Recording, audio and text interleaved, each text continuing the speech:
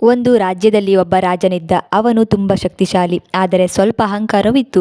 ಒಂದು ದಿನ ರಾಜನು ಕುದುರೆ ಮೇಲೆ ಕೂತು ಹೋಗುತ್ತಿದ್ದಾಗ ದಾರಿಯಲ್ಲಿ ಒಬ್ಬ ಸ್ವಾಮೀಜಿ ಭೇಟಿಯಾದರು.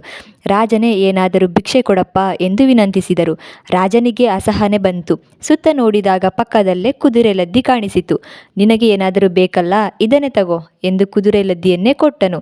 ಸ್ವಾಮೀಜಿ ಶಾಂತವಾಗಿ ತೆಗೆದುಕೊಂಡು ಇನ್ನಷ್ಟು ವೃದ್ಧಿಯಾಗಲಿ ಎಂದು ಆಶೀರ್ವಾದ ಮಾಡಿ ಹೋದರು. ಮುಂದಿನ ದಿನ ಬೆಳಿಗ್ಗೆ ರಾಜನಿಗೆ ಅಚ್ಚರಿಯಾಯಿತು. ಅರಮನೆ ಸುತ್ತ ಎಲ್ಲೆಲ್ಲೂ ಕುದುರೆ ಲದ್ದಿ ತುಂಬಿಕೊಂಡಿತು. ವಾಸನೆಯಿಂದ ಇರೋದಕ್ಕೂ ಆಗುತ್ತಿರಲಿಲ್ಲ. ರಾಜನಿಗೆ ತನ್ನ ತಪ್ಪು ಗೊತ್ತಾಯಿತು. ತಕ್ಷಣ ಸ್ವಾಮೀಜಿಯ ಹತ್ತಿರ ಹೋಗಿ, ನಾನು ತಪ್ಪು ಮಾಡಿದೆ, ಇದಕ್ಕೆ ಪರಿಹಾರ ಹೇಳಿ ಎಂದು ಕೇಳಿದನು. ಸ್ವಾಮೀಜಿ ಹೇಳಿದರು, ನಾನು ಹೇಳುವುದನ್ನು ಪ್ರಶ್ನಿಸದೆ ಮಾಡಬೇಕು. ಅದಕ್ಕೆ ರಾಜ ಒಪ್ಪಿಕೊಂಡ. ನಿನ್ನ ಪ್ರಜೆಗಳೆಲ್ಲ ನಿನ್ನ ಬಗ್ಗೆ ಕೆಟ್ಟದಾಗಿ ಮಾತಾಡುವಂತೆ ನೀನೇ ಮಾಡಬೇಕು ಎಂದು ಹೇಳಿದರು.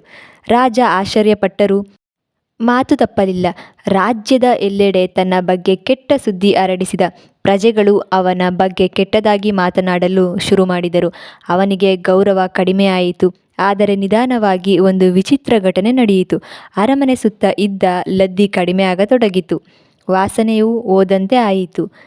ಇದನ್ನು ನೋಡಿ ರಾಜ ಮತ್ತೆ ಸ್ವಾಮೀಜಿಯ ಬಳಿ ಹೋಗಿ ಹೇಳಿದ, ಇದು ಯಾಕೆ ಆಗುತ್ತಿದೆ?